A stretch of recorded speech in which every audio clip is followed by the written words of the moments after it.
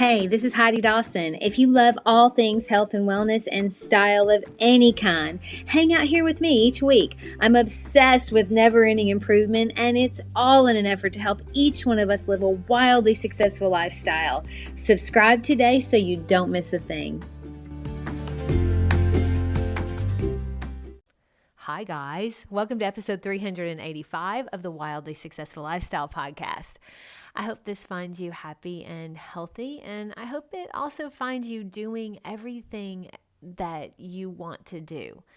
And if you're not, I hope that you're doing the things daily that changes that, so that you're heading in the direction of doing the things you want to do, because that's what it takes. We have to make changes to make changes.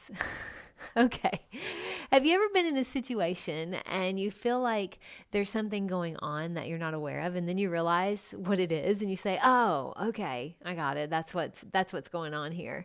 Clarity feels so good, doesn't it? I mean, we're so often in our heads about so many things that we get ourselves all tangled up, but clarity really is never that far away if we really are looking for it. In fact, if we keep an open mind, clarity is always there. We just have to be open to the idea that everything we need is already right there inside of us. And the great thing about this life is we have the joy of living in a world with other people. It'd be lonely without other people, wouldn't it? I wouldn't like that at all. So with the joy of other people comes our intimate relationships or casual relationships, interactions with strangers, maybe at the grocery store or restaurants, or our coworkers, maybe just a passing smile to a stranger. Interactions that can cause us to have conversations in our head about ourselves or about the people we had the interaction with. But it also causes us to sometimes, meaning a lot of times, try to read other people's minds and try to decide what they're thinking too. I was recently driving by our neighbor's house. They're just a very nice Muslim family. It's a great big family, and they live around the corner from us. And I've talked to them a few times when I'm walking. We've had really pleasant conversations. So one day I'm driving by and I see one of the men that I've talked to before who was very friendly, and I waved and I smiled, and he didn't smile or wave back. So I was driving, so I thought, that was really weird. But it didn't stop there with that was really weird. No, my mind went in a million different directions with it. All the reasons why he wouldn't smile and wave back at me. I mean, the mind can be very creative, and in situations like that, not really nice. So I go on with my day, not giving it much thought beyond those few minutes of creating terrible things about his reasons in my head. Now, life, as I like to say, is always working for us, not to us.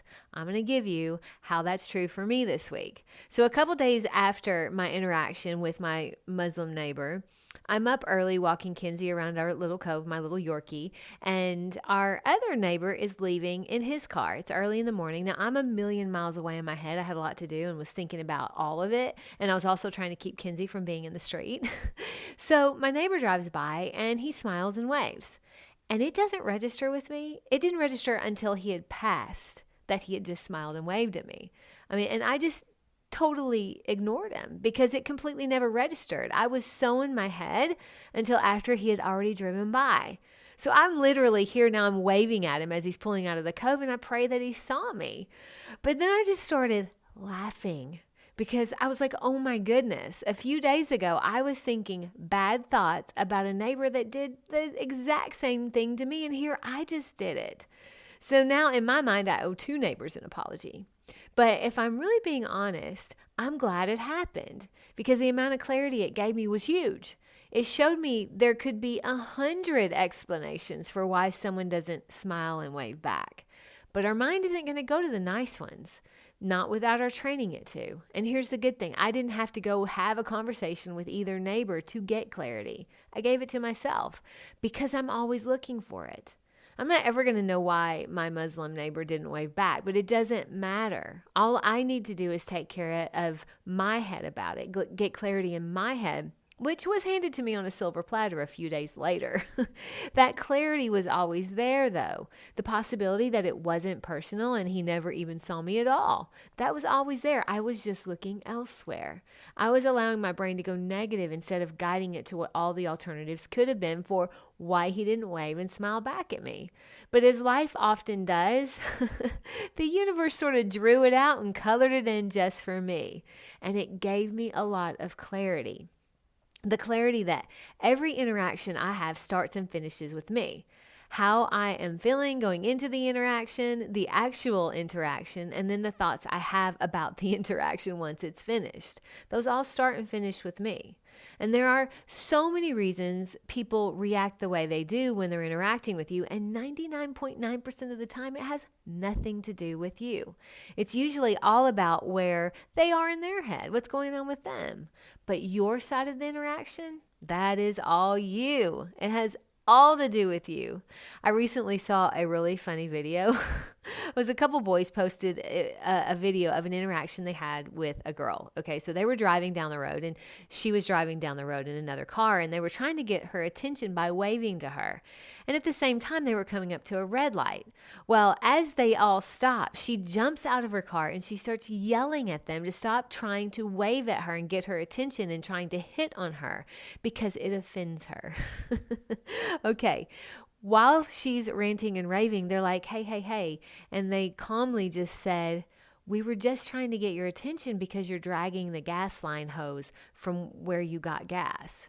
So she looks at her car, and sure enough, she is driven off, not only with the gas little pump handle, she also has the hose and it's dragging.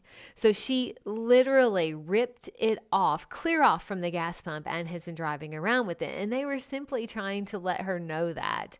But in her mind, it was something totally different. That interaction was something totally different. Now, she was obviously embarrassed and just ran and got back in her car and drove off with the hose running, yes. So every interaction that we have, it really depends on your frame of mind. But every one that we have starts and ends with you.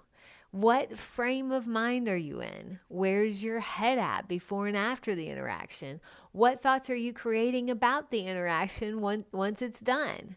My challenge to you today is to remember just that. Every interaction starts and ends with you. Train your mind to look for alternative meanings. You know, the ones that aren't going to have you creating conflict in your head. It's harder than you think, but the clarity that that option is always possible is very freeing. What's wrong is always available, but what's right is too. Share this with 3 people who have to interact with other people. I love you guys. I'll talk to you in a few days.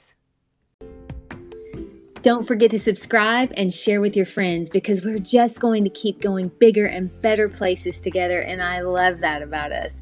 Talk to you in a few days.